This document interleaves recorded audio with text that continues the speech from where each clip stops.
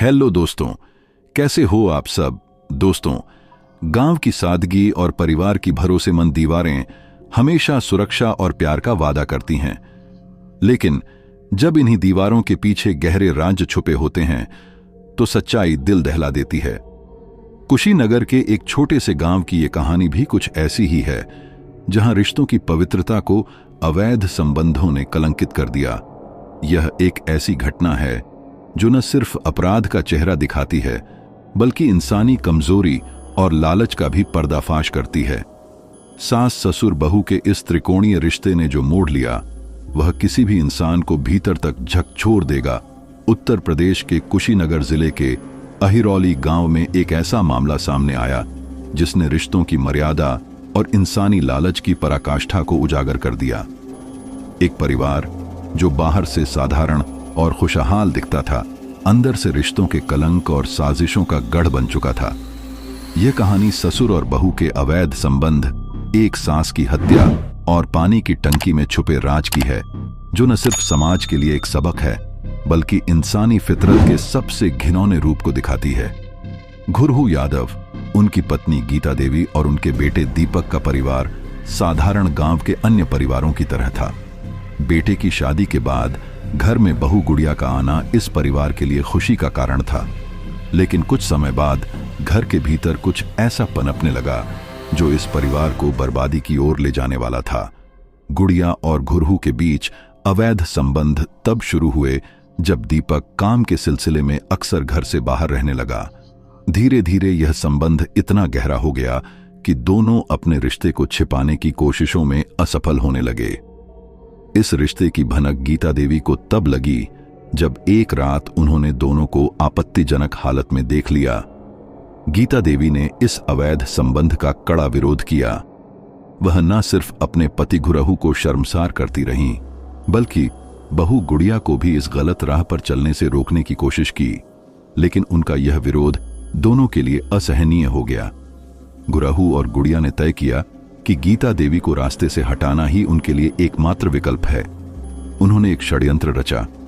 25 जनवरी की रात को जब गीता देवी गहरी नींद में थीं, गुड़िया और घुरहू ने अपने प्लान को अंजाम दिया। घुरहू ने अधजली लकड़ी से गीता देवी के सिर पर वार किया और गुड़िया ने ईंट से उनके सिर पर जोरदार चोट मारी। गीता देवी ने मौके पर ही दम तोड़ दिया। हत्या के बाद दोनों ने शव को छिपाने की योजना बनाई। उन्होंने गीता देवी के शव को घर के बाहर बने शौचालय की पानी की टंकी में डाल दिया और ढक्कन बंद कर दिया। अगले दिन जब गीता देवी घर में दिखाई नहीं दी तो गुड़िया ने कहानी गढ़ी कि कोई अनजान व्यक्ति बाइक से आया और गीता देवी को अपने साथ ले गया। परिवार के अन्य सदस्य और गांव वाले उनकी खोजबीन में जुट गए, लेकिन कोई सुराग नहीं मिला। आखिरकार घुरहू ने पुलिस में गुमशुदगी की रिपोर्ट दर्ज कराई। मामला दर्ज होते ही पुलिस ने जांच शुरू की। पुलिस ने सबसे पहले घर वालों से पूछताछ की।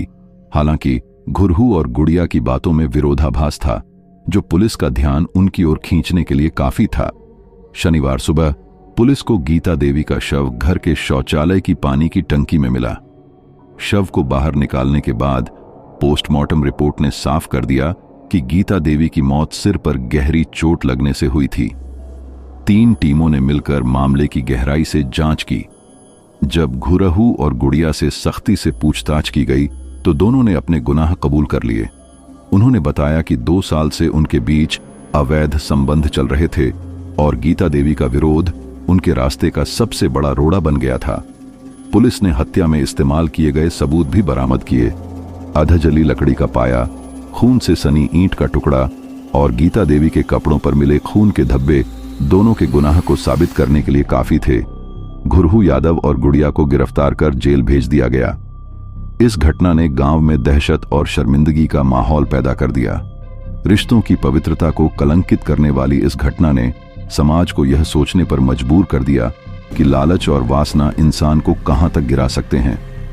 गीता देवी का संघर्ष, एक पत्नी और एक सास की भूमिका निभाने में उनकी नाकामी और अंततः उनका दर्दनाक अंत इस कहानी को बेहद संवेदनशील और झकझोर देने वाला बनाता है। वहीं घुरहू और गुड़िया की साजिश इंसानी स्वार्थ और लालच की भयावहता को दिखाती है। ये कहानी केवल अपराध का चेहरा नहीं दिखाती, बल्कि रिश्तों के भीतर छुपे अंधेरे को भी उजागर करती है। तो कहानी को यहीं पर खत्म करते हैं। आप कमेंट करके बताइए कि वीडियो आपको कैसा लगा। इस वीडियो को लाइक और शेयर जरूर करिए और हमारे चैनल को सब्सक्राइब करके बेल आइकॉन ऑन कर लीजिए। मिलते हैं और एक नई कहानी के साथ।